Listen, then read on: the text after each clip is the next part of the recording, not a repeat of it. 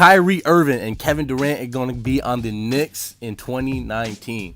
What is going on, guys? This is your boy Edwin from NBA Talk, back up in it with another video, and let's just go ahead and get right into it. But before we do that, make sure you hit the subscribe button if you haven't. It goes a long way, and I'll greatly appreciate that.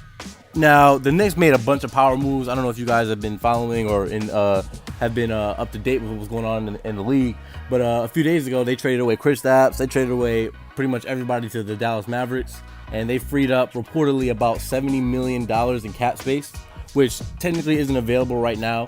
And in return, they got DeAndre Jordan, Dennis Smith Jr., Wesley Matthews, and a couple of those deals, a couple of those contracts that they received are actually expiring deals. So technically, their cap room doesn't come into effect, I should say, until the beginning of next season, which is the 2019-2020 season. Now, here's the thing, and this is what you guys gotta understand. Now, yes, at first it might seem like a bad move or whatever, but this video isn't really about the move. It's more so about the repercussions of what will happen later down the line.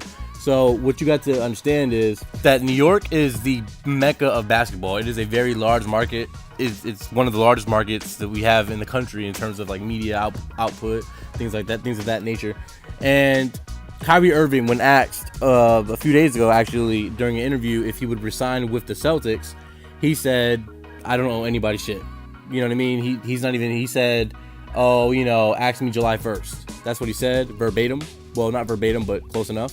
And if you would remember, at the beginning of this season, he specifically was standing in the middle of the Boston Celtics arena in front of thousands and thousands of fans. And he said, "I would be happy to resign if you guys would have me." So he had made a verbal commitment to the fans themselves, saying that he would want to resign. And now, only a few months removed from that event, from that speech of his, and now he's saying, "Oh, ask me." When asked if he's thinking about resigning by an interviewer, he said, "Ask me July 1st. I will do what's best for me and my family. I don't owe anybody shit." That's actually what he said verbatim, and that just leaves everybody scratching their head, thinking, "Okay, well, is he out? Is he leaving? Things of that nature." And now, when you look at things from Kevin Durant's perspective, and whether or not he'll leave and why I think he'll go to New York, is if you remember, him and Draymond Green had gotten into a really big argument at the beginning of the year in a game against the Clippers, I believe, and it was during that scuffle where Draymond Green dribbled the ball up the court in crunch time, with the game on the line, instead of giving the ball to Kevin Durant. Kevin Durant screamed at him saying, "Give me the damn ball," which obviously he should have. Kevin Durant is one of the best scorers of all time, if not the best. They give him the ball, you know what I mean? And they got into an argument, things of that nature. And what we do know is that Draymond screamed at him, "Oh, we won before you. We didn't need you." And that's pretty much what Draymond said to him. So we do know that they had some beef going on, and that leads people to believe that maybe Kevin Durant is leaving at the end of the season, which I personally do believe, like as you can tell by the content of this video. And also, another thing that we're not taking into consideration is the fact that Kevin Durant and Kyrie Irving are actually great friends off the court. In an interview with Kevin Durant, I forget who was asking him the question, but he was talking about how people like Michael Jordan, Kobe Bryant, and Kyrie Irving, those are people that he watches film on all the time, and that how even though Kyrie is one of his best friends, how he's one of the best to ever do it, based on like how he plays and how skilled he is. So he gave a lot of high praise to Kyrie Irving, and pretty much based on, let's just look at all the factors, okay? We know, like I just mentioned, KD and Kyrie are good friends off the basketball court. We know that when asked, Kyrie Irving said, "Oh, ask me July 1st." When he was asked about his free agency, he said, "Ask me July 1st. I will do what's best for my family, and I don't owe anybody shit." That's what he said. And we do know that the Knicks just made a bunch of power moves, and now by the end of this season, they'll have approximately $70 million in cap space, which is more than enough to sign two max players.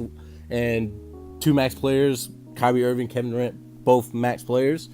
And we do know that Kevin Durant is leaning towards leaving because of all the drama and the beef that's happening in Golden State at the moment. And so just based on these three things, it just seems right that the dominoes will fall. The dominoes are starting to fall towards Kevin Durant and Kyrie Irving joining forces in New York. And that's pretty much all I want to get into with you guys today. Let me know what you guys think. Well, how do you guys see this? Do you feel like they are going to sign KD, or do you feel like they're going to get Kyrie, or do you feel like there's someone else? There's a lot of other upcoming free agents. Klay Thompson, Kawhi Leonard, Kemba Walker. So there are other options out there. I just personally feel like for me, it's going to be Kevin Durant and Kyrie Irving. Sorry for the little misspoke, the little brain fart I have right there.